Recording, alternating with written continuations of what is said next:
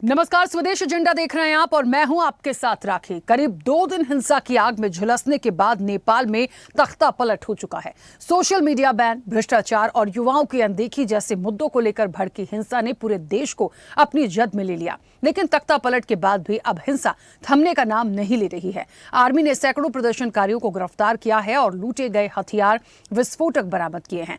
नेपाल में संसद भवन, सुप्रीम कोर्ट, सरकारी इमारतें सभी को काफी नुकसान पहुंचा है। ऐसी तस्वीरें सामने आ रही हैं जिसमें लोग दुकानों और मॉल में लूटपाट करते दिख रहे हैं। जिसे जो हाथ लगा वो लेकर चलता बना। कोई कपड़ा तो कोई शराब तो कोई और कुछ। लोगों ने पुलिस के हथियार तक लूट लिए। ऐसे कई वीडियो सोशल मीडिया पर वायरल हो रहे हैं। अब जगह जगह सेना द्वारा छापेमारी का सिलसिला जारी है। कई शहरों में कर्फ्यू लगाया गया है। काठमांडू से लेकर वीरगंज तक अराजक हुए आंदोलनकारियों ने लोकतंत्र की सारी सीमाएं लांघ दी हैं।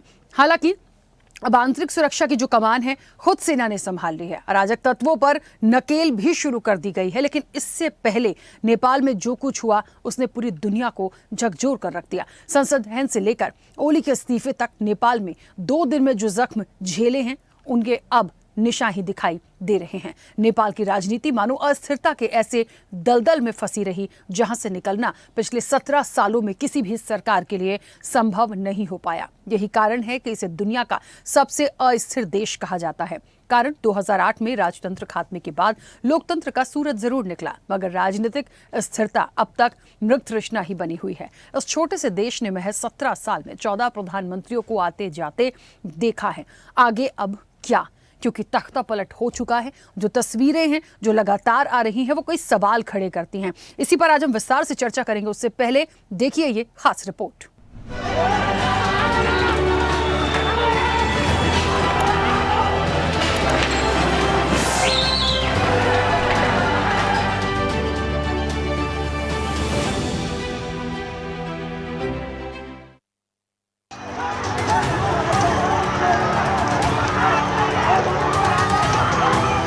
भारत का पड़ोसी देश नेपाल पिछले 3 दिन से आंदोलन की आग में सुलग रहा है।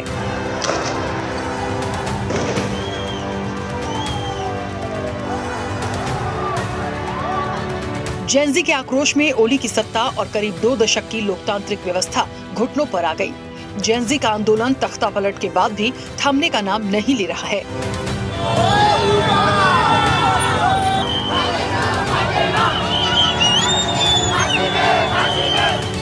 सोशल मीडिया बैन, भ्रष्टाचार और नेपो किड्स के खिलाफ सोमवार से शुरू हुआ जेनजी का प्रदर्शन राष्ट्रीय क्रांति में बदला। हालात अब भी खराब हैं। सरकारी संपत्ति को भारी नुकसान पहुंचाया गया है। प्रधानमंत्री केपी शर्मा ओली को इस्तीफा देना पड़ा है और सड़कों पर अराजकता का माहौल दिखा।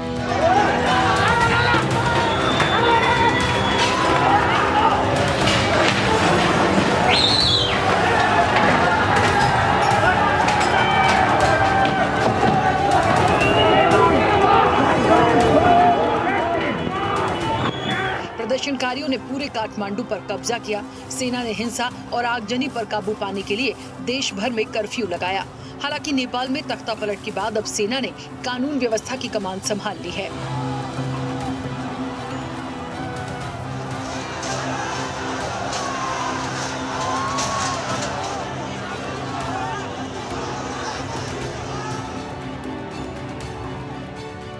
काठमांडू की सड़कों पर सेना की बख्तरबंद गाड़ियां उतरी हैं। कई उपद्रवियों को हिरासत में लिया गया है। त्रिभुवन एयरपोर्ट पर आर्मी का कंट्रोल है और सभी एयरपोर्ट पर विमानों की आवाजाही बंद कर दी गई है।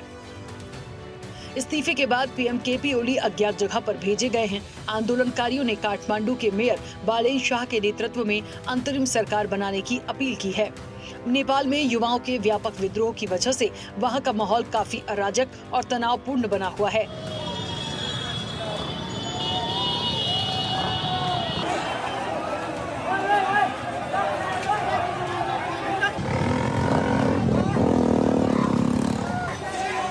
सोशल मीडिया पर ऐसी तस्वीरें सामने आ रही हैं जो वहां की मौजूदा हालात को बयां करती हैं।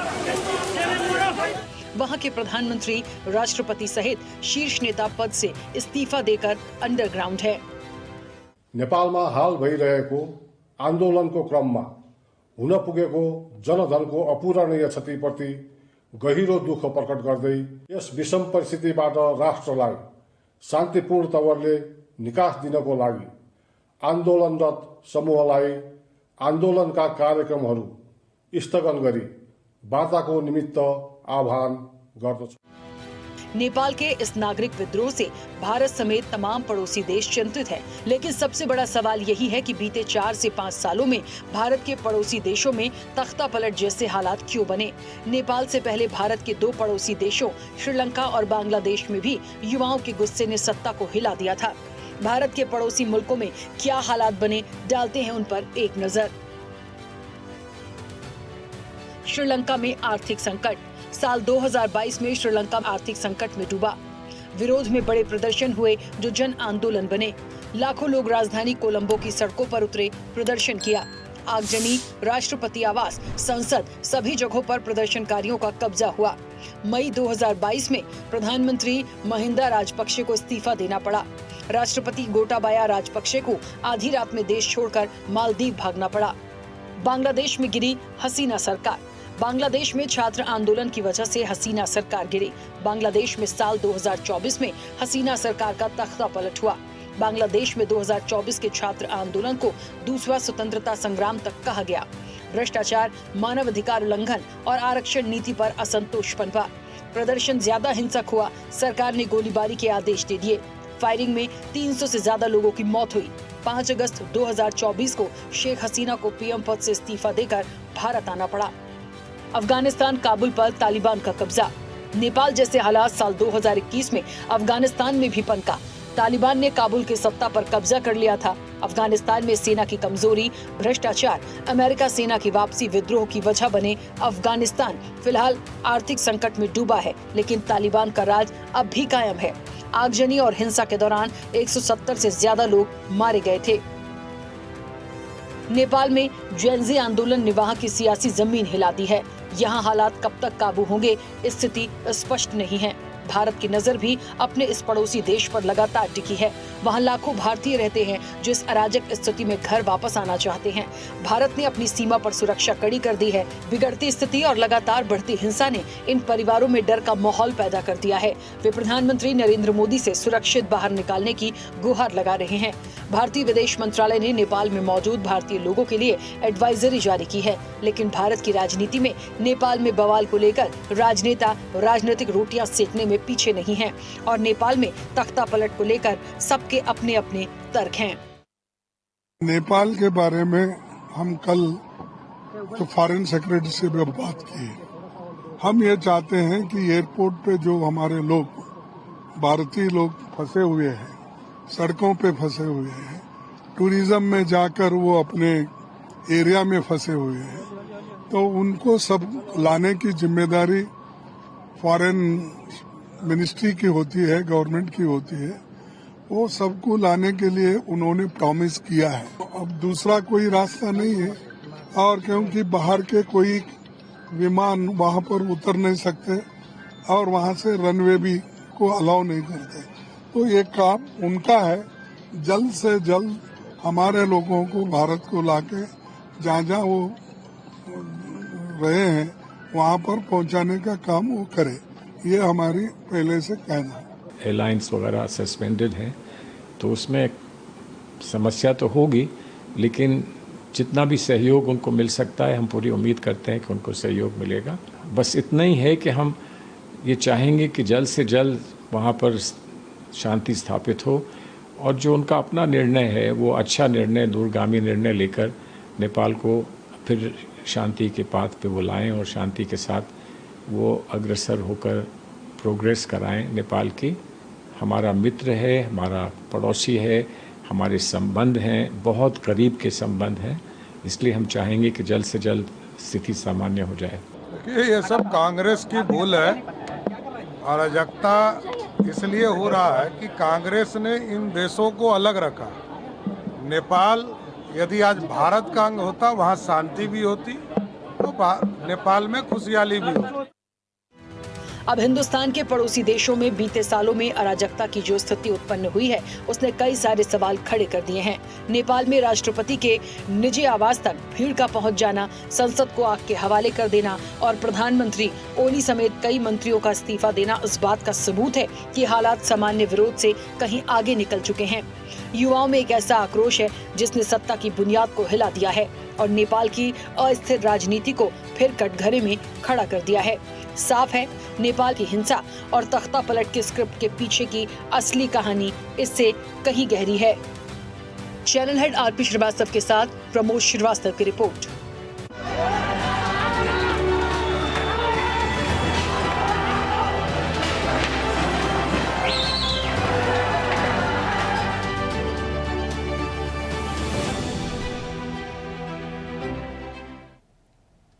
चलिए, तो जेनजी से अशांति की बात हो रही है और इस बात को समझना पड़ेगा कि आखिरकार नेपाल में जो हालात बने वो क्यों बने, कैसे बने और इतने उग्र कैसे हो गए। तो क्यों बने, जो एक रीज़न आया उस पर हमने एक चर्चा और करी थी, तो चीज़ें समझ में आई है कि नहीं, सिर्फ किसी एक वजह से ये सारी चीज़ें नहीं हुई हैं, इसके पीछे बहुत सारी चीज़ों ने काम किया है। और जब कहते हैं ना कि एक लंबे समय से विरोध हो रहा होता है किसी चीज़ का, तो वो एक टाइम के बाद फूटता है, तो वही सारी चीज़ें यहाँ पर हुई हैं।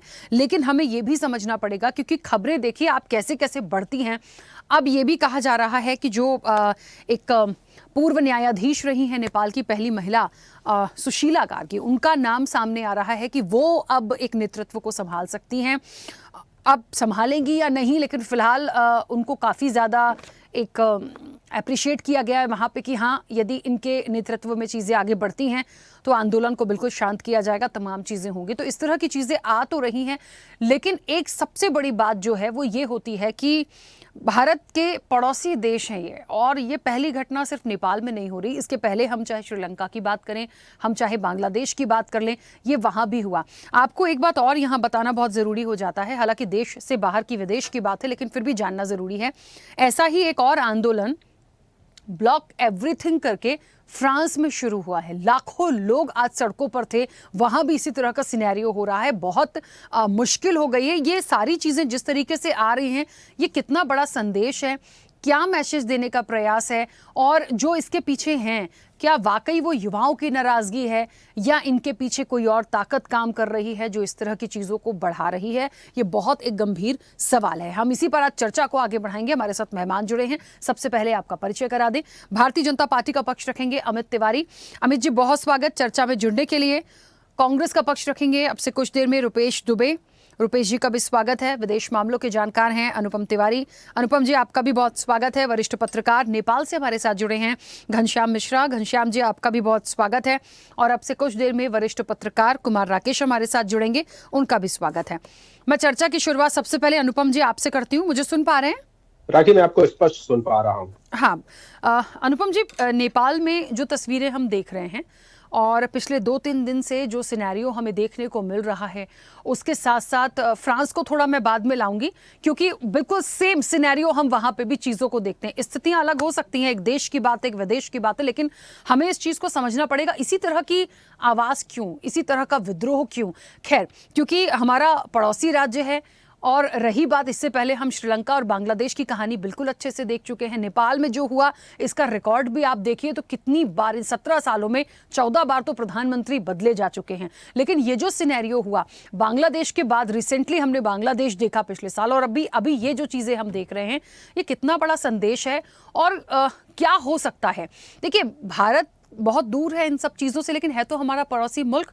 हमें बहुत सारी चीज़ों पर नज़र भी रखनी होगी, समझना भी होगा क्या हो सकता है, क्या इसकी एक वजह आप मानते हैं, और किन चीज़ों को ध्यान रख के आगे बढ़ने की ज़रूरत है? देखिए राखी जी, बहुत अच्छा सवाल है आपका कि ये जो पैटर्न दिख रहा है विद्रोहों का, वो सिर्फ नेपाल में नहीं है। आपने खुद गिनाया कि बांग्लादेश और श्रीलंका में भी ऐसा हो चुका है। मैं आपको याद दिलाऊं कि पाकिस्तान में भी ऐसा हो चुका था। जब पिछली सरकार इमरान खान की थी, उसके बाद जो उपद्रव वहां पर मचा था, आपको याद होगा, हम लोगों ने उसके ऊपर डिबेट भी किया था। इमरान खान को जेल जाना पड़ा और वहां पर रिग्ड चुनाव हुए, और एक तरह से ये पैटर्न बना हुआ है। और अभी हाल की बात करें तो आपने फ्रांस का उदाहरण दिया, जो आज की खबर है, उसके साथ साथ इंडोनेशिया की राजधानी जकार्ता में पिछले करीब 1 हफ्ते से इसी तरह के प्रदर्शन हो रहे हैं। जबरदस्त प्रदर्शन हो रहा है, वहां पर भी यूथ सबसे आगे है, वही प्रदर्शन को लीड कर रहा है। अब नेपाल की अगर हम स्पेसिफिक बात करें तो इसके पीछे रीजन बहुत सारे हो सकते हैं। इसके पीछे अंतरराष्ट्रीय षड्यंत्रों से भी इनकार नहीं किया जा सकता है। इसके पीछे जो सबसे बड़ी वजह है वो तो होम ग्रोन है, जिस तरह से कुछ नेताओं ने, अलग अलग पार्टियों के नेताओं ने, जो कि एक दूसरे से विपरीत विचारधारा रखते हैं, उन्होंने मिल करके 2008 के बाद से लगातार नेपाल को राजनीतिक बंधक बना रखा है और प्रधानमंत्री कुर्सी को एक म्यूजिकल चेयर बना रखी थी। बार बार कभी इस पार्टी के कभी उस पार्टी के, जो बिल्कुल एक दूसरे से अपोजिट विचारधारा की है, वही आपस में गठबंधन बना करके सरकारें चला रही थी। तो जनता एक हद तक इन सब चीजों को देखती है और उसके बाद विद्रोह होता है तो ऐसे ही होता है। और उसमें आप ये देखिए कि जिस तरह से सोशल मीडिया का दौर है, जिस तरह से संचार क्रांति पूरी दुनिया में फैली हुई है, जिस तरह सूचनाओं का आदान प्रदान, प्रोपोगंडा और मिस इन्फॉर्मेशन का आदान प्रदान तेजी से होता है, उससे इस तरह के विद्रोहों को और ज्यादा आग मिलती है। उसको ये हर जगह देखा गया है, मिस्र में देखा गया है, ये लीबिया में देखा गया है, ये टर्की में देखा गया है। और सबसे बड़ा अंतर ये मैं बताता हूं कि बाकी सब जगहों में जो विरोध हो रहा है, जो प्रदर्शन हो रहे हैं, और टर्की में भी एक ऐसा ही विरोध प्रदर्शन हुआ था, अभी कुछ दिनों पहले ही हुआ था, राष्ट्रपति अर्दोगान के खिलाफ हुआ था। और वहां पर वहां की सरकार ने ऐसी व्यवस्था करी कि जो रैली वहां निकल रही थी, जो लोग तांडव मचा रहे थे, उपद्रव मचा रहे थे, उनके इस पूरे प्रदर्शन की लाइव स्ट्रीमिंग बिल्कुल बैन कर दी थी अर्दोगान ने। और इसी तरह से उनको उस विप्लव को दबाने में काफी हद तक सहायता मिली थी। आपको इंटरनेशनल मीडिया पे उसकी खबर तक नहीं मिली। और बाकी जगहों पर, खासतौर पर जैसे नेपाल में जब विद्रोह हो रहा था, उसकी लाइव स्ट्रीमिंग पूरी दुनिया में चल रही थी। तो ये एक तरह का नया फलसफा है कि विद्रोह भी हो रहा है, उसकी लाइव स्ट्रीमिंग हो रही है, दुनिया भर में मैसेज दिया जा रहा है, इसमें कुछ मिस इन्फॉर्मेशन भी जा रही है, और तमाम चीजों को मिला करके ये नई तरह का प्रदर्शन है। और ये नई तरह प्रदर्शन आज की हकीकत है। तमाम सरकारों को इनसे निपटने के लिए अलग अलग स्थानीय रूप में अलग अलग तरह से विचार करना पड़ेगा। अब जहां तक रही भारत की बात, तो ऐसा नहीं भारत में विद्रोह जैसी स्थिति नहीं हुई थी। अब इस तरह के काफी कोशिशें पिछले हम कुछ सालों में देख रहे हैं। शाहीन बाग हुआ, किसानों का आंदोलन हुआ, अग्निवीर वाला जब मुद्दा हुआ था तो आपको याद होगा किस तरह से हमारे यूथ बाहर निकले थे और अग्निवीर के खिलाफ कई जगहों प्रदर्शन किया गया था। लेकिन सबसे बड़ी एक अच्छाई हिंदुस्तान में एक ये है कि यहाँ पे विरोध भी होता है, विद्रोह भी होता है, लेकिन वो एक सीमित दायरे में होता है। वो इसलिए क्योंकि हमारे पुरखों ने, हमारे पूर्वजों ने एक परिपाटी बना दी है कि आपको आंदोलन में हिंसा नहीं करनी है, और जब हिंसा नहीं करनी है तो फिर आप अपना विरोध शांतिप्रिय तरीके से दिखाइए। और ये भारत का एक तरीका रहा है। तो मुझे लगता है कि जो हमारे अड़ोस पड़ोस में हो रहा है, उससे भारत को बहुत ज्यादा चिंतित होने की इस तरह से आवश्यकता नहीं है कि ऐसा हमारे यूथ भी कर सकते हैं। हाँ, हमको इस बात की चिंता जरूर करनी चाहिए कि जो मुद्दे हैं जिनको लेकर के तमाम जगहों पर यूथ आज सड़कों पर है, राष्ट्रीय बिल्डिंगों को वो नुकसान पहुंचा रहा है, बड़े बड़े नेताओं को मार रहा है, वो क्या मुद्दे हैं? और क्या अगर वो ऐसे मुद्दे अगर भारत में पाए जाते हैं तो हमको उन मुद्दों को अभी से एड्रेस करने की आवश्यकता क्या नहीं है, हमको करना चाहिए। तो ये एक तरह से भारत के लिए अगर लिहाज में पूछूं, अगर मैं सोचूं, तो ये मुझे एक ऐसा एपिसोड दिखाई देता जिससे भारत को सीखना चाहिए और अपने यहाँ जो भी चीजें सुधारनी है और जिसकी वजह से अशांति फैल सकती है, उनको अभी से कंट्रोल करना जरूरी है। अगर आपने किया जैसा केपी शर्मा ओली ने किया था, लास्ट मोमेंट तक अगर वो देखते रहे और उन्होंने पब्लिक के गुस्से को एड्रेस करने की, उसको शांत करने की कोशिश भी नहीं करी थी, और बल्कि इधर पिछले कुछ दिनों में केपी शर्मा ओली जी का जो रवैया था वो काफी हद तक बड़ा अड़ियल दिखाई दे रहा था। वो ये मान बैठे थे कि वो जो भी कर रहे हैं वो सही कर रहे हैं, वो ही एक नेपाल के बारे में सोच सकते हैं और कोई नहीं सोच सकता है। तो जब इस तरह की मानसिकता बड़े नेताओं में आ जाती है तो उसकी परिणति ऐसे ही होती है, और नेपाल में यही हुआ है। तो यहाँ पर दोषी नेपाल के तमाम नेता भी हैं, यहाँ पर दोषी नेपाल की जनता भी है, जिसने कि इस आंदोलन को हिंसक बना दिया। और आज ही खबर में बताऊं आपको, जो तमाम अलग अलग सोर्सेस से मुझे मिल रही कि जो जेनजी जो इस आंदोलन में लगे हुए थे, आज उन्होंने खुद कहा है कि हम अपने आप को इस आंदोलन से अलग करते हैं क्योंकि कुछ तत्व आकर के इसको हिंसक बना रहे हैं।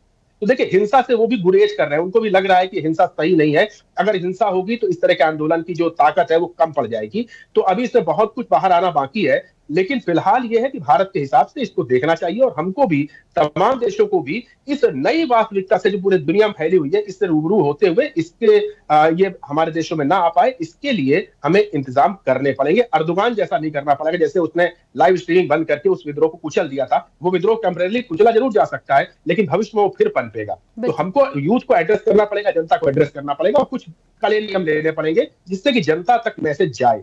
बिल्कुल ठीक है, वापस आऊंगी। घनश्याम जी, मुझे सुन पा रहे हैं? जी राखी जी, मैं सुन पा रहा हूँ आप। हाँ घनश्याम जी, हम कल भी चर्चा में थे और क्योंकि कल तक की सिनेरियो यही था कि आखिरकार क्यों हो रहा है बहस एक घटना के पीछे की सोशल मीडिया बैन हुआ तो इतने लोग सड़कों पर नहीं आ सकते, तो उसके बाद हमने जब चर्चा की थी तो बात निकल कर आई थी कि यस, इसके पीछे बहुत लंबे समय से जो भ्रष्टाचार है, जो चीज़ें हैं, जो नाराज़गी है, वो एकदम से निकल कर सामने आई है। कुछ बातें ये भी निकली थी कि इसके पीछे यस कोई ना कोई है जो ये सारी चीज़ों का एक षड्यंत्र जैसा भी है, लेकिन ओवरऑल सिनेरियो जो बिगड़ता ही गया। आप कल का सिनेरियो देखिए, परसों देखिए, आज देखिए, सिनेरियो बिगड़ते बिगड़ते आखिरकार वही हो गया जो बिल्कुल जिस राह पर चले जा रहे थे, कुल मिला के पूरी तरीके से तख्ता पलट हुआ। और अब एक नाम भी आना शुरू हो गया है। कहा जा रहा है कि सुशीला कारगी हैं जिनको ये जिम्मेदारी दी जा सकती है, और काफ़ी ज़्यादा उनके समर्थन में एक वोट वहाँ हुए हैं, जेनजी की बैठक हुई है जिसके बाद ये बातें करी जा रही हैं। कितनी जल्दी उसको संभाल लेंगे, क्या इतनी जल्दी उस पर काम हो जाएगा, और जिस तरीके का विद्रोह देखने को मिला, जिस तरह का नुकसान हुआ है, सबको आग के हवाले कर दिया, इन सब की पूर्ति कैसे होगी सर? सिर्फ एक ही दिन में ये चीज़ें हो जाएं, ये बड़ा टफ है। और जो मैसेज गया वो तो आप भी समझते हैं। अब आगे की तस्वीर क्या नेपाल की, क्योंकि आप नेपाल से ही जुड़े हैं और बहुत नज़दीक से चीज़ों को देख समझ पा रहे हैं। राखी जी, मैं आपको बतला दूं, मैं आज दिन भर रिपोर्टिंग में ही हूँ। मैं दिन भर आज रिपोर्टिंग में हूँ। आज भी थोड़ा देर पहले घर आया और हमको मैसेज पहले से मिला हुआ था, आज बात करना है, तो फिर मैं इस समय को रखा था। मेरा गाड़ी भी अभी बाहर है, मैं अभी कुछ देर बाद में रिपोर्टिंग में फिर जाना पड़ेगा मुझे। मैं सबसे पहले मैं आपको धन्यवाद देना चाहता हूँ, अनुपम तिवारी सर, अमित सर और डॉक्टर कुमार कार्की सर को मैं प्रणाम करना चाहता हूँ।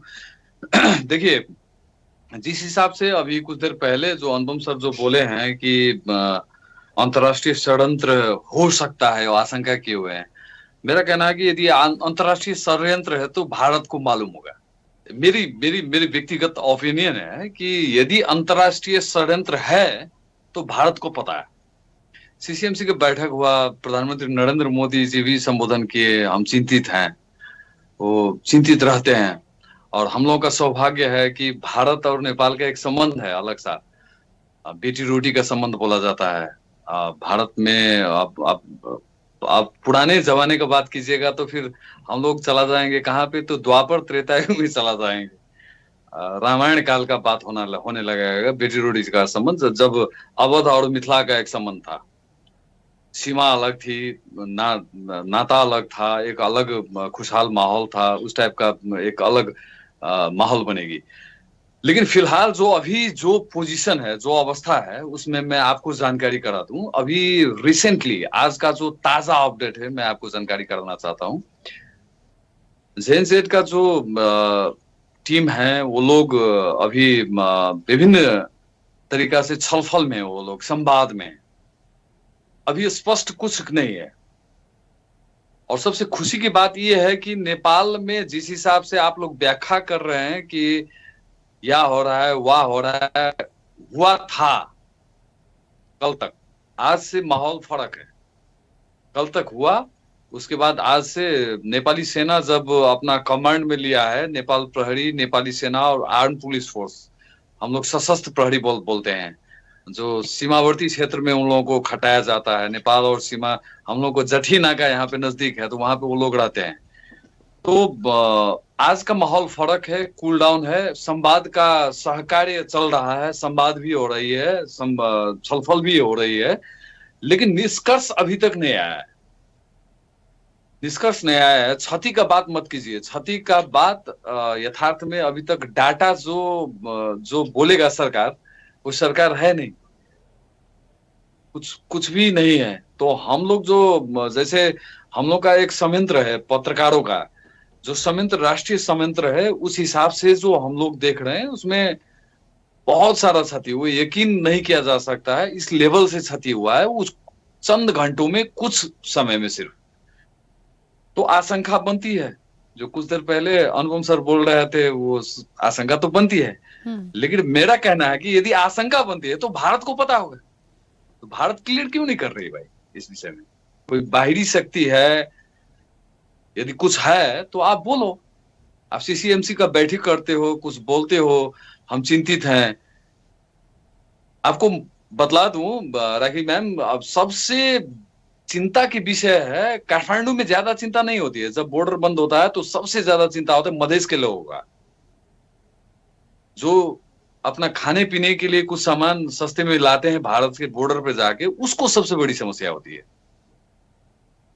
तो पता नहीं क्या हो रहा है, हमको आई डोंट नो, हमको नहीं पता है, लेकिन चिंता की विषय सबसे बड़ी ये है कि नेपाल का जो मौजूदा अवस्था है उसमें बहुत ज्यादा चिंता करने की बात नहीं है। इसलिए नहीं है क्योंकि भौतिक पूर्वाधार जो बनते हैं वो पैसा आते हैं बन जाते हैं, और कैसे बनते हैं, कैसे ध्वस्त हो गया। यदि ठोस बना हुआ होता, कुछ आराम से हुआ होता तो नहीं ध्वस्त होता। वहां पे बम तो नहीं लगाया गया है, आग लगाया गया है। तो कैसा बनता है, क्या बनता है, कौन बनाता है, किस लेवल से बनता है, वो हम और आप सभी को पता है। वो सब है, क्षति हुआ है, लेकिन ये निर्माण का जो काम है वो शुरू हुआ है। जैसे मैं आपको एक गजब का बात बतला दूं, काठमांडू में जो जितना भी लूट खड़ोस हुआ था, जो आंदोलन के जेएनजी के नाम पे जो लूट खड़ोस किया हुआ था, उस सबको पकड़ पकड़ के स्थानीय लोग, काठमांडू के लोग, वो वहां पे जो लोकल लोग हैं, वो पकड़ पकड़ के नेपाली सेना को, प्रहरी को जिम्मा लगा रहे हैं। कहने का मतलब ये है कि जो लोकल लोग हैं, जो स्थानीय लोग हैं, वो सपोर्ट कर रहे हैं। और जो आंदोलन है वो मैं कल भी आपको बतलाया था एक बार, ये आंदोलन का जो नींव है और ये आंदोलन का जो वातावरण बना हुआ है, एक दिन में 2 दिन में बना हुआ वातावरण नहीं है, तो पहले से बना हुआ वातावरण है। मैंने कल भी आपको राखी जी, आप थे कि नहीं, आप ही थे कि पता नहीं, आई डोंट नो, मुझे याद नहीं है। थोड़ा आप ही थे, हमको याद नहीं है। हम लोग थोड़ा साइको भी हो गए हैं क्या। अभी कुछ गाड़ी आता है तो पता चलता है सेना गाड़ी है कि प्रहरी गाड़ी है, इस अवस्था है। तो मैं बतला दूं कि कल का जो मौजूदा अवस्था था उससे आज फर्क है। लोग थोड़ा कूल डाउन फील कर रहे हैं, अच्छे फील कर रहे हैं।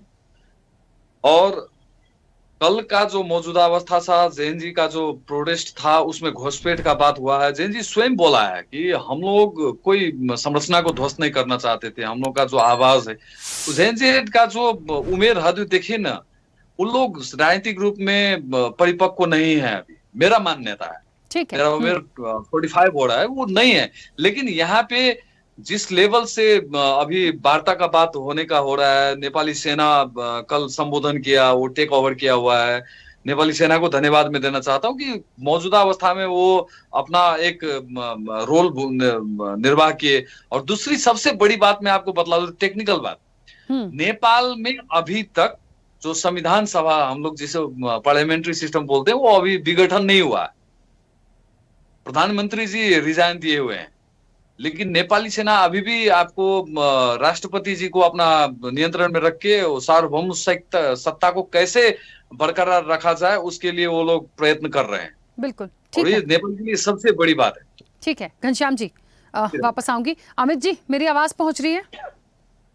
जी राखी जी, आ रही है। अमित जी, क्योंकि घनश्याम जी का भी एक सवाल था और उनको लगता है कि यदि अंतर्राष्ट्रीय रूप से या बाहरी रूप से कोई इफेक्ट है या कोई षड्यंत्र है या कोई साजिश है तो भारत को पता होगा। अब मुझे लगता है यदि ऐसी कोई बात है और वो कह रहे हैं कि बैठक भी हुई है सीसीएम की और बहुत चिंता भी जताई गई है भारत की तरफ से, तो कुछ एक शायद कुछ बयान या कोई ऐसी बात आनी चाहिए थी, लेकिन फिलहाल अभी ऐसा कुछ आया नहीं। ये सिनेरियो हमने बांग्लादेश के टाइम पे भी देखा था, लेकिन बाद में उनको बुलाया गया था, शेख हसीना जब आई, तमाम चीजें हुई। देखिए, भारत हमेशा अपने जो पड़ोसी मुल्क हैं उनके लिए स्टैंड लेता है। बोल देना चाहता हूँ, मैं आपको एक बात बोलना चाहता हूँ। बांग्लादेश का, श्रीलंका का जो चर्चा हो रहा है, नेपाल का इतिहास में बांग्लादेश श्रीलंका फेल हो गया है। जितने घंटे में इतने यहाँ पे परिवर्तन हुआ है, वो बांग्लादेश श्रीलंका भूल जाइए। बिल्कुल, वहां पे अलग अलग मोर्चा है, अलग अलग कैंप है। अमेरिका का अपना कैंप होगा, भारत का अपना कैंप होगा, चाइना का अपना कैंप होगा। नेपाल में जो परिवर्तन हुआ है वो वर्ल्ड का इतिहास में होगा और हुआ है, और ये छोटे छोटे बच्चे लोग के नाम से किया गया है। ठीक है, ठीक है, कंटिन्यू कीजिए जी। तो अमित जी, बहुत एक बात इसको ऐसा समझना पड़ेगा, हम कहीं परेशान नहीं हैं, हमें सिर्फ नज़र रखनी है, हमें अलर्ट होकर चीज़ों को देखना है और हमें उन चीज़ों को भी देखना है क्योंकि पड़ोसी मुल्क है तो कहते हैं पड़ोसी की मदद के लिए हमेशा देखा जाता है। कुछ यदि पॉसिबल हो तो हम कर भी सकते हैं।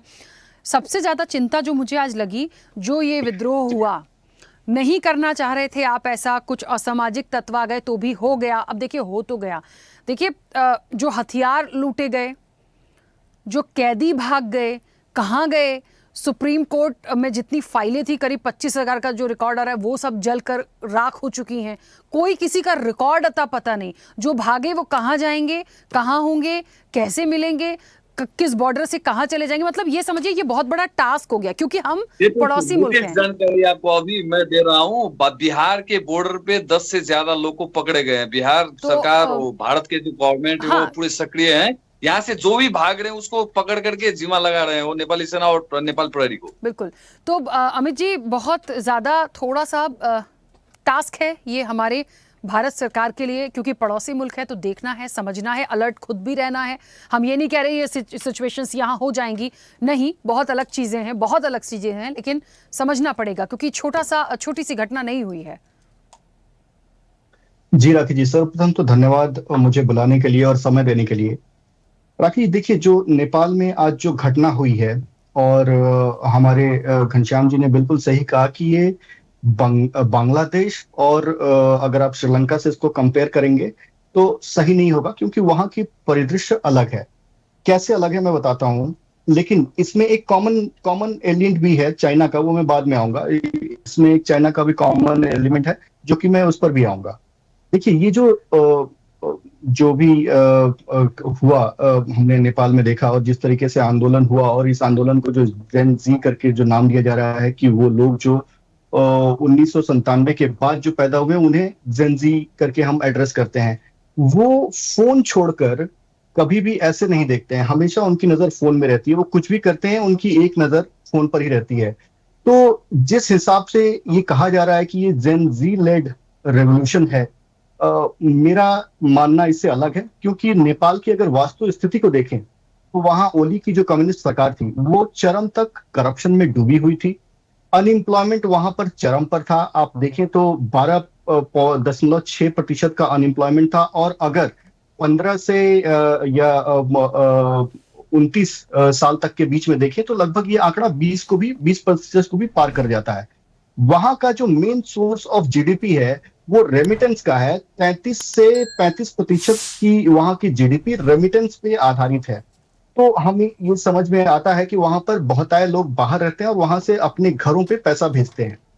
मेन जो मुद्दा है वो ये है कि इतना सब होते हुए भी जो नेपोटिज्म का मुद्दा जब निकला, जब ये कहा गया कि जो सरकार में बैठे जो लोग हैं उनके बच्चे बड़ी बड़ी गाड़ियों में घूम रहे हैं, विदेशी कॉलेजों में पढ़ रहे हैं, विदेशों में जाकर कॉलेजों में पढ़ रहे हैं, हॉलीडेज बिता रहे हैं विदेशों में, और वहां का जो युवा है वो अपने ही देश में भविष्य को जब नहीं देख पाता है तो इस तरीके की अराजकता निकल कर आती है। इसमें जरूर एक तरीके से कहा जाए तो इसको हवा देने का कभी काम किया गया होगा डिफरेंट माध्यम से, क्योंकि जब ऐसी सिचुएशन बनती है वो सिर्फ वहां के स्थानीय जो मुद्दे हैं उनसे तो जरूर है, लेकिन उनको बहुत तरीके से उनको बढ़ावा भी दिया जाता है बाहरी डीप स्टेट के माध्यम से, चाहे वो अमेरिका का डीप स्टेट काम कर रहा हो, चाइना का डीप स्टेट काम कर रहा हो, या किसी और देश का। तो ये सारी बातें हुई। आपको मैं जो चाइना की बात कर रहा था, आप चाहे नेपाल ले लीजिए, अमित जी आप बोल रहे चाइना और अमेरिका का नाम, भारत का नाम नहीं बोल रहे आप प्लीज। जी मैं आ रहा हूँ उस पे भी आ रहा हूँ। जैसे देखिए नेपाल, बांग्लादेश, मालदीव, श्रीलंका, इन सब जगहों पे जो हुआ, और अनुपम जी ने भी बताया किस तरीके से पाकिस्तान, लीबिया, टर्की की बात करी उन्होंने, मैं उस पर नहीं जाऊंगा। लेकिन अगर हमारे साउथ ईस्ट एशिया में अगर आप देखें तो जिस तरीके से चाइना ने इन सब देशों पे प्रभाव बनाया और उसके बाद इस तरीके की घटनाएं हर उस देश में हुआ, तो ये एक सबक अपने आप में भी है कि जो भी देश हैं अगर वो अपने आप को चाइना से बहुत ज्यादा रिलेट करते हैं तो किस तरीके का संकट वहां पर आ सकता है, ये हम सब ने देखा। दूसरी बात आपने देखा होगा, इस जो आंदोलन ये हुआ, इससे पहले वहां पर राजशाही को स्थापित करने के लिए ज्ञानेंद्र जी ने एक आह्वान किया था, वो राजसत्ता को स्थापित करने के लिए, और उसके लिए भी आंदोलन निकला। लेकिन उस आंदोलन को बहुत ज्यादा उग्र नहीं हुआ और वो उस आंदोलन को दबा दिया गया। और ये जो पूरा आंदोलन है, ये रिजीम चेंज का आंदोलन था। ये जो करप्ट पॉलिटिशियन थे, उनको उखाड़ फेंकने का आंदोलन था। और मेरे ख्याल से इसमें अब जनता ने सफल हुई है। अगर आज आप भारत के पॉलिटिशियंस के अगर आप रिएक्शंस की बात करें, तो बहुत जो हमारे विपक्ष में जो बहुत सारे लोग हैं, वो बहुत खुश हो रहे हैं कि मोदी जी को भी ऐसा देखना चाहिए, उनके लिए भी ऐसा आंदोलन आ सकता है। तो मैं एक चीज ये कहना चाहूंगा राखी जी, कि भारत में भी ये प्रयास हुआ है। माननीय राहुल गांधी, आपको याद होगा, कैम्ब्रिज यूनिवर्सिटी में बैठकर यही कह रहे थे कि the defenders of democracy, America और यूके को संबोधित करते हुए, कि उन्हें भारत में हस्तक्षेप करना चाहिए। उसके पहले अगर आप देखें तो मणिशंकर अय्यर जब पाकिस्तान गए थे, तो उन्होंने पाकिस्तान से भी यही गुहार लगाई थी कि आप आइए और हमें मदद कीजिए मोदी को हटाने के लिए। तो किस तरीके से आप, जब आपके जो पॉलिटिशियंस होते हैं, जब एक बाहरी ताकतों पर भरोसा करने लगते हैं और बाहरी को लाने लगते हैं अपने डेमोक्रेसी में हस्तक्षेप के लिए, तो ये बहुत ही गंभीर बात है। इस पर हमें ध्यान देना चाहिए और ऐसे किसी भी अराजक स्थिति को हमें एड्रेस तुरंत करना चाहिए। उसके बाद अगर आप देखें तो अनुपम जी ने भी बताया, घनश्याम जी ने भी जिस तरीके से कहा कि भारत की क्या स्थिति है, तो देखिए माननीय प्रधानमंत्री जी ने भी इस पर चिंता व्यक्त की है। हमारा पड़ोसी मुल्क है। 1951 में तो नेपाल भारत का हिस्सा बनना चाहता था, पर किन्हीं कारणों से नहीं हो पाए। तो आज एक स्वतंत्र संप्रभुत्व राष्ट्र है नेपाल। तो जिस तरीके से नेपाल के साथ हमारा संबंध है, निश्चित तौर पे हर एक भारतीय चिंतित है। हर एक भारतीय चाहता है कि नेपाल आगे बढ़े, प्रोग्रेस करे, और इसलिए जो भी मदद हो सकता है वो भारत की सरकार कर रही है और आगे भी करती रहेगी। दो तीन बातें और मैं हाँ, मैं वापस आऊंगी। दो छोटी छोटी सी प्रतिक्रिया आ जाए। कभी भी भारत का हिस्सा बनना चाहता है, हमको पता नहीं है। ये डेट बोले थे कितने, 1991 की कितने की बात बोल रहे हैं, लेकिन हम लोग को अध्ययन नहीं है, हम लोग को पता नहीं है। नेपाल कभी भी भारत का हिस्सा बनना चाहता है। ये कहीं पे किसी अध्याय में, रामायण से महाभारत तक कभी कहीं पे नहीं है। प्लीज चलिए, मैं वापस आऊंगी। रुपेश जी की और कुमार राकेश जी की छोटी छोटी सी प्रतिक्रिया आ जाए, उसके बाद जो समय बचता है हम जल्दी जल्दी से उसमें कंप्लीट करेंगे। रुपेश जी सुन पा रहे हैं मुझे? रुपेश जी मेरी आवाज पहुंच रही है? हाँ, राकेश जी, लास्ट में एक बात हमको बोलना है। राकेश जी सॉरी, हमको एक बात क्या बोलना है कि अभी जो अमित जी जो बोले थे, हाँ, अमेरिका और चाइना का बात, उसमें हमको थोड़ा थपना है। लास्ट में 1 मिनट हमको समय जरूर दीजिए। बिल्कुल बिल्कुल सर, मैं इसीलिए चाह रही हूँ सब लोग अपनी बात बहुत कम शब्दों में पॉइंट टू पॉइंट रखेंगे, तो सब लोग दोबारा से जो भी कहना चाह रहे हैं सबको सुनने के बाद अपनी बात रख पाएंगे। रुपेश जी, जो कुछ भी हुआ नेपाल में, जिस तरह का सिनेरियो आया और ये जो एक राजनीतिक अस्थिरता दिखी, इस विद्रोह को कैसे देखते हैं आप? जी नमस्कार। देखिए, जिस प्रकार के नेपाल में हालत है, उससे यह साबित होता है कि भीड़ का कोई स्वरूप नहीं होता और क्रोध अंधा होता है। जिस प्रकार से नेपाल में राजनीतिक अस्थिरता की बात करें, जातीय सांप्रदायिक तनाव की बात करें, गरीबी और बेरोजगारी की बात करें, या अन्य जो वहां के स्थानीय मुद्दे रहे होंगे, उसके संबंध में सरकार की निरंकुशता रही होगी, जिसके कारण आम जनता, नेपाल की जनता उद्वेलित हुई और उद्वेलित और आक्रोशित इस तरह हो गई कि वहां के प्रधानमंत्री के पत्नी को भी जिंदा जला दिया गया। इस प्रकार की घटनाओं को किसी परिस्थिति में स्वीकार नहीं किया जाना चाहिए और ऐसे घटनाओं का विरोध भी होना चाहिए। देखिए, किसी भी देश में लोकतांत्रिक प्रक्रिया हो या सरकार जो भी काम करती है, सरकार को भी चाहिए कि आम जनता के हितों के लिए जनता को किस प्रकार से सुविधाएं मिले, इसको ध्यान में रखना चाहिए। लेकिन हिंसा किसी समस्या का समाधान नहीं है, ये हम सबको जानना और समझने की आवश्यकता है। भारत सरकार के लिए बार बार ये बात की जा रही है। अभी नेपाल से हमारे वरिष्ठ पत्रकार जुड़े हैं, उन्होंने भी कहा कि भारत को इसमें कुछ अपना एक पॉइंट रखना चाहिए। हालांकि चिंता जताई है, लेकिन लगता है इस वक्त जो सिनेरियो हुआ है उस पर भारत क्या स्टैंड ले सकता है? मतलब एक राय, एक सुझाव के तौर पर आपसे पूछ रही हूँ मैं। देखिए, जिस प्रकार से नेपाल में हम देख रहे हैं कि धार्मिक कट्टरता, कट्टरपंथ, सामाजिक असमानता ये चरम पर रहा, जिसकी परिणति इस प्रकार की घटनाएं घटित हुई। निश्चित रूप से भारत देश का नेपाल पड़ोसी देश है और भारत देश को भी नेपाल में अस्थिरता ना हो, मानव की हानि ना हो और वहां की जो दुर्दांत स्थिति निर्मित हुई है उस पर शांति अमल कायम करने के लिए भारत सरकार को जो भी सुविधाएं हो या जो भी सहयोग हो करना चाहिए, क्योंकि अंतोगत्वा वो हमारा पड़ोसी राज्य है और अनेकों बार ऐसे परिस्थितियां आई हैं जिसमें नेपाल से हमारे संबंध मधुर रहे हैं। ठीक है, चलिए मैं वापस आऊंगी। कुमार राकेश जी, मेरी आवाज पहुंच रही है? जी कुमार राकेश जी, नेपाल में जो कुछ भी हुआ मुख्य वजह क्या मानते हैं? ये तो लगातार चर्चाओं में आता है कि भ्रष्टाचार बहुत ज्यादा था, सरकार के प्रति नाराजगी थी, सोशल मीडिया बैन किए गए, इसके बाद ये हो गया। लेकिन महज क्या सिर्फ इस वजह से हुआ या इसके पीछे कुछ और देखते हैं? क्योंकि सड़क से लेके संसद तक सब बर्बाद है, अब आगे क्या?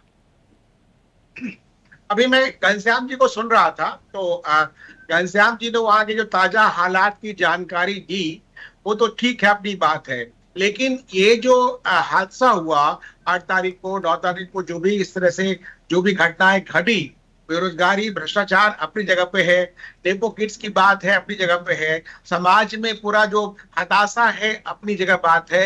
लेकिन ये एक दिन की हिंसा नहीं है। ये सुनियोजित ढंग से नेपाल के खिलाफ साथ साथ उसमें भारत कहीं कहीं आंच में आ जाए उसके खिलाफ भी षड्यंत्र है। जब बोल रहे थे जैसे उन्होंने कहा घनश्याम जी ने कि श्रीलंका जैसा नहीं है, बांग्लादेश जैसा नहीं, तख्ता पलट गया। लेकिन उसके बाद क्या आपने तख्ता पलटा दिया? आपने वो व्यक्ति नेपाली नहीं हो सकता जो अपने संसद को जला दे, वो व्यक्ति नेपाली नहीं हो सकता जो अपने राष्ट्रपति भवन को जला दे, वो व्यक्ति नेपाली नहीं हो सकता राष्ट्रवादी है जो अपनी संपत्ति को जला दे, जैसा कि श्रीलंका में कोशिश की गई, जैसा कि बांग्लादेश में कोशिश की गई। अब बांग्लादेश में रिपोर्ट आई थी, वो सारी विदेशी ताकतें थी, बाहर के थे मुसलमान जो आकर के उन्होंने दंगा किया, लोगों को मार काट मचाई, जिससे कि हसीना को बाहर लेना पड़ा। तो इसमें विदेशी ताकतें तो है ही है, इसको कोई नकार नहीं सकते किसी भी कीमत पे नहीं। जो जेन जेड के नाम पे ये कहा गया कि आपने सोशल मीडिया बैन कर दिया, सोशल मीडिया कुछ लोग कहते हैं गलती करती है, भुगतना पड़ता है पूरे देश को, समाज को। उसमें कुछ लोगों ने की। एक कारण ये भी बताया जा रहा है कि भाई जो जेन जेड की बात है और उसमें जो नेपो किड्स की बात है, उनके बच्चे फर्स्ट क्लास में सफर कर रहे थे, औकात से ज्यादा खर्च कर रहे थे, जिनके पास कुछ नहीं था। जैसे 17 साल में 14 सरकारें आई, 15वां भी आ सकती थी। और आज की हालात है, घनश्याम जी रिपोर्टिंग कर रहे हैं, लेकिन मैं भी पिछले 2023 में नेपाल में गया था, पहले भी जाता रहा हूं। जो हालात बने हैं उसमें वहां के मीडिया का भी हाथ है, वहां के पॉलिटिशियन का भी हाथ है, वहां के इंडस्ट्रियलिस्ट का भी हाथ है। जिस तरह से भारत एक बैकबोन की तरह है, भारत सरकार क्या करेगी नहीं करेगी। मैं वहां बुद्ध की मूर्ति जो देखने गया था शहर में, वहां पे भीड़ बढ़ गई थी। मैं अपना अनुभव बताता हूँ, वहां का जो सिक्योरिटी ऑफिसर था, कहता मोदी जी से आप कहो कुछ करें। कमाल है भाई, सरकार यहाँ पे मोदी जी को प्रधानमंत्री नहीं है। जो घनश्याम जी बोल रहे थे उसको मुझे याद आ गया, यहाँ मोदी जी हमके आपके प्रधानमंत्री तो यहाँ पे जो है ओली साहब हैं, उनसे बात कीजिए ना। वहां मोदी जी यहाँ क्या करेंगे? मुद्दा ये है भारत के प्रति एक व्यवहार जो है, एक बेटी रोटी के संबंध की बात है, पौराणिक संबंध है। 1904 के पहले भारत का अविभाज्य अंग था। जितने खंड देश हैं, भूटान है, नेपाल है, म्यांमार है, थाईलैंड, इंडोनेशिया है, सबका भारत का जुड़ा, सब अखंड भारत के हिस्से रहे। मात्र 2000 से लेकर 3000 साल के इतिहास में अधिक फैक्ट की बात कर रहा हूं मैं। मुद्दा ये है, ये जो विस्फोट हुआ है, मुझे कहीं न कहीं लगता है इसमें विदेशी ताकतें हैं, नंबर 1। नंबर 2, वहां से हिंदू, एक ही विश्व का हिंदू राष्ट्र था, वहां से हिंदुत्व समाप्त किया गया। कैसे किया गया? कैसे वहां के पूरे महाराजा के पूरे खानदान को मिटा दिया गया। ज्ञानंद साहब बचे हैं, अभी दूसरा आंदोलन हुआ था, वो फिर से राजशाही वापस लाई जाए। ये जो पूरा षड्यंत्र है, और एक अभी खबर आई है, छन की आ रही है, कोई वहां पे चाइनीज कोई एम्बेसडर गई थी, उन्होंने हनी ट्रैप की कहानियां आ रही हैं, कुछ इस तरह के वहां जो पाकिस्तानी लोग हैं उनकी कहानियां भी आ रही हैं, कैसे कम्युनिस्ट के झंडे वो उखाड़े गए, उन लोगों ने तोड़ा। तो बहुत ही मुझे लगता है इसमें बहुत ही गहरी साजिश भी है, और बेचारे जेन जेड को एक मोहरा बनाया गया, मोहरा बना करके नेपाल जैसे शांति प्रिय धार्मिक देश को बर्बाद करने की कोशिश की गई है। लेकिन ऐसा नहीं होगा। मुझे इस बात की चिंता थी कि ये यूथ हैं, भविष्य हैं, नेपाल के भविष्य हैं, अपने संसद को कैसे जला सकते हैं, अपने झंडा को लपेटे हुए हैं, अपनी राष्ट्रीय संपत्ति का नुकसान कैसे कर सकते हैं।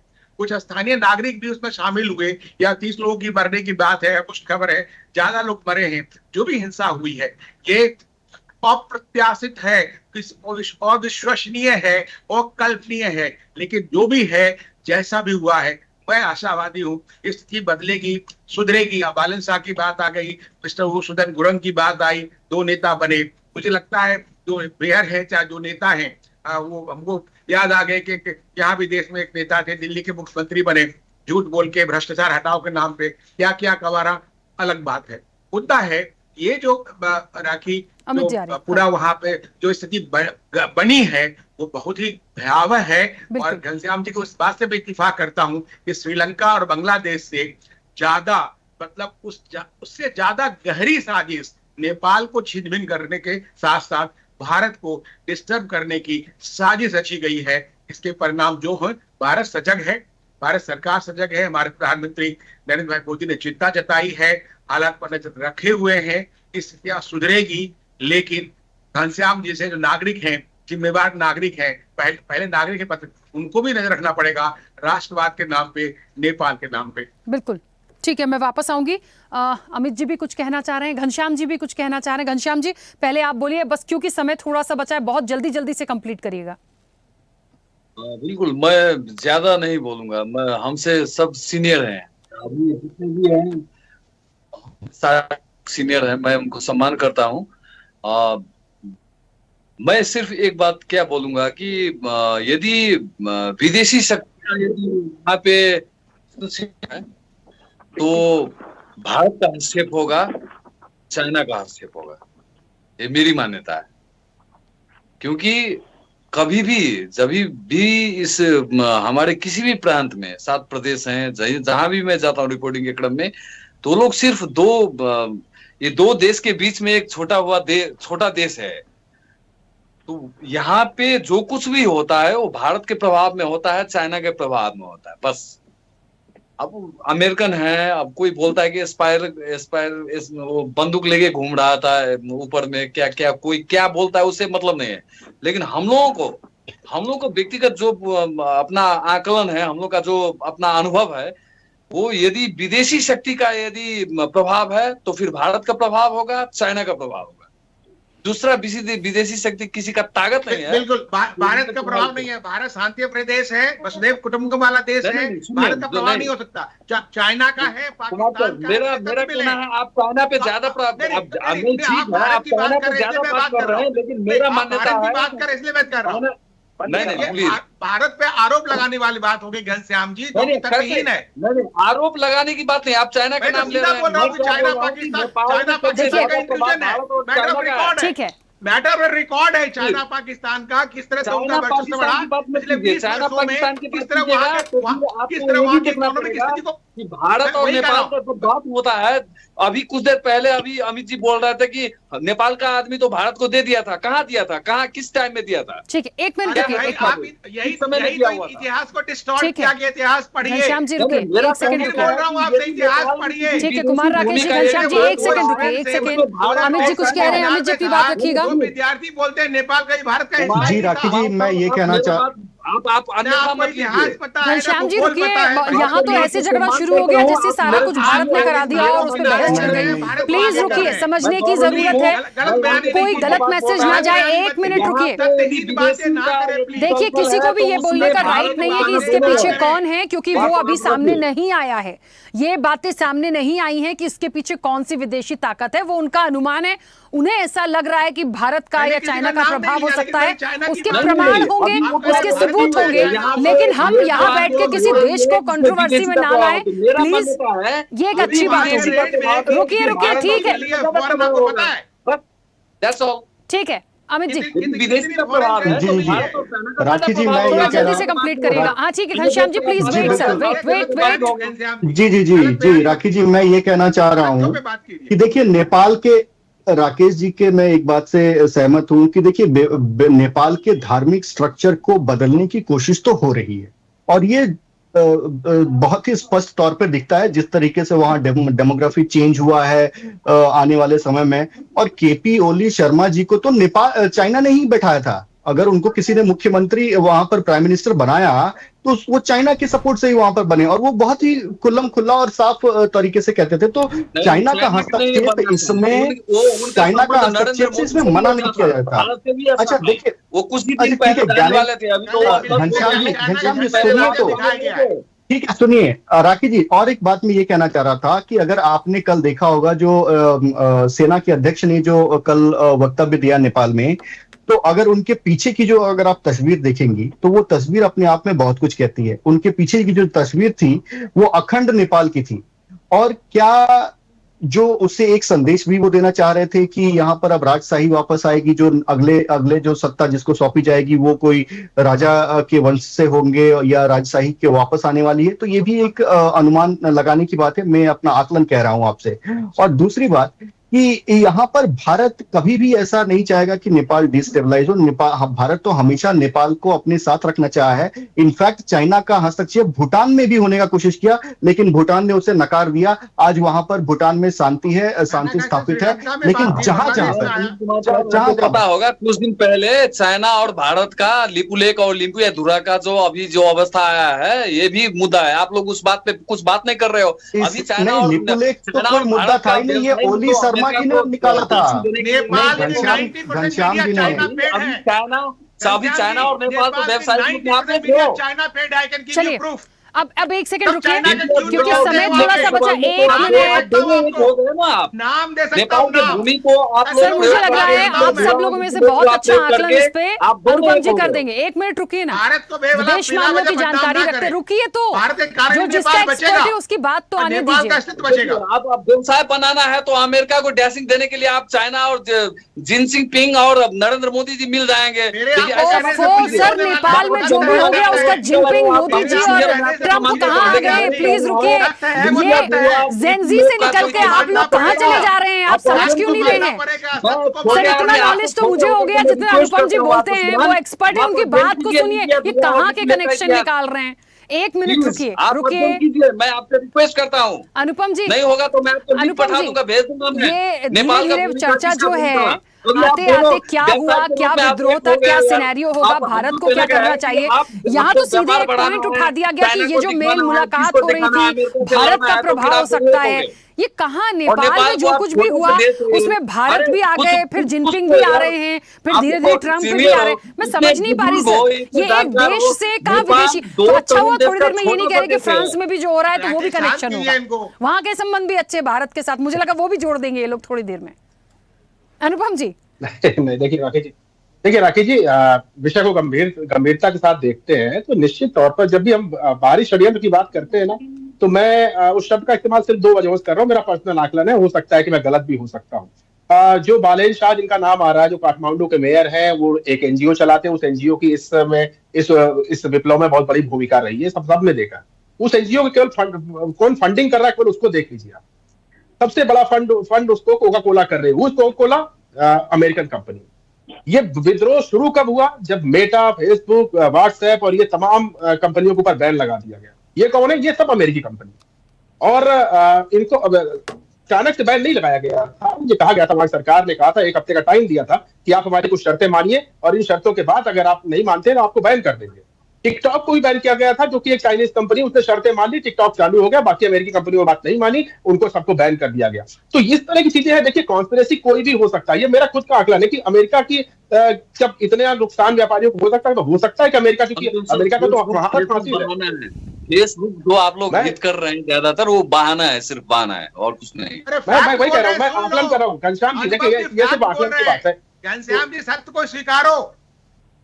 और रही बात, तो अमेरिका का ये इतिहास रहा है, कई देशों में तरह की हरकतें करता रहा है, उसका डीप स्टेट बहुत सक्रिय रहा है। तो अगर वो करता है तो बहुत बड़ी आश्चर्य की बात नहीं होनी चाहिए। ये सब कुछ वजह हो सकती हैं, जैसा कि मैं दूसरे देशों के जब आकलन करता हूं कि ऐसी छोटी छोटी चीजें जो नजरअंदाज हो जाती हैं, वहां पर अमेरिका का हाथ रहता है। तो इस तरह की चीजें हो सकती है, चाहे वो ट्रंप इसके जिम्मेदार हो, चाहे शी जिनपिंग जिम्मेदार हो, जैसा घनश्याम जी कह रहे हैं। हो सकता है भारत जिम्मेदार हो। भारत की बात मैं इसलिए नहीं मानता हूं कि भारत की जो खुफिया एजेंसी रॉ है, अगर वो इतनी ही त्वरित होती तो इस तरह की घटनाओं को हम पहले से ही एंटिसिपेट कर लिए होते। हम नहीं कर पा रहे हैं, ये हमारा दुर्भाग्य है। मैं इस बारे में भारत को ये मानता हूं कि हमें इसमें सुधार करने की आवश्यकता है। इतना बड़ा बदलाव हो गया नेपाल के अंदर, इतना बड़ा बदलाव हो गया बांग्लादेश के अंदर, इतना बड़ा बदलाव हो रहा है श्रीलंका के अंदर, पाकिस्तान के अंदर कुछ भी चल रहा है, लेकिन हमारी जो खुफिया एजेंसियां हैं वो कहां कमजोर पड़ जा रही है। हमें उसका पहले वो स्वयं भारत का रिपोर्ट बोल रहा है। नेपाल में सबसे ज्यादा, चाइना से भी ज्यादा रॉ का एजेंट है यहाँ पे, वो रिपोर्ट बोल रहा है। तो आपको क्या रिपोर्ट बोल रहा है? घनश्याम जी, मेरी बात सुनिए, मैं इसलिए गंभीरता से, मैं पर्सनल हस्तक्षेप नहीं कर रहा हूँ कौन किसका एजेंट है, मैं इसकी बात नहीं कर रहा हूँ। मैं सिर्फ अपने देश को डिफेंड भी नहीं कर रहा हूँ, क्योंकि मैं विदेश मामलों का जानकार हूँ, तो मैं कई चीजों को अलग अलग चश्मों से देखता हूँ, तो मैं उसके बाद एक एनालाइज करता हूँ।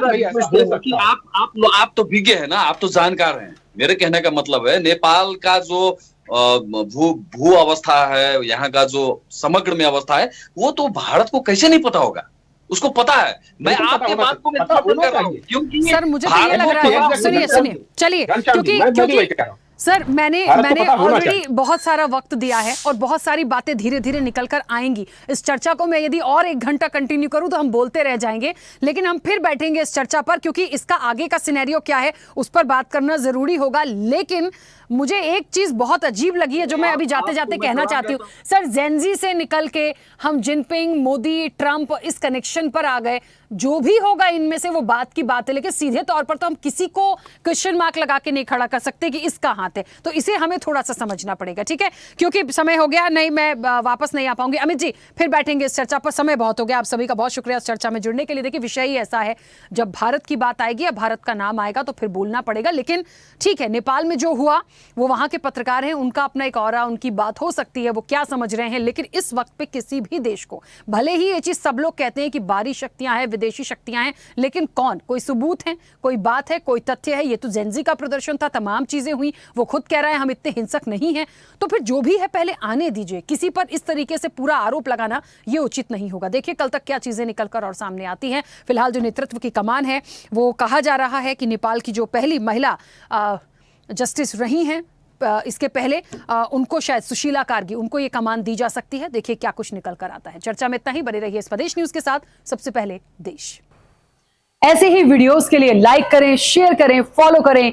YouTube पर जाकर सब्सक्राइब कर बेल आइकन दबाना ना भूलें और ताजा अपडेट्स के लिए स्वदेशलाइव.com पर जरूर जाएं।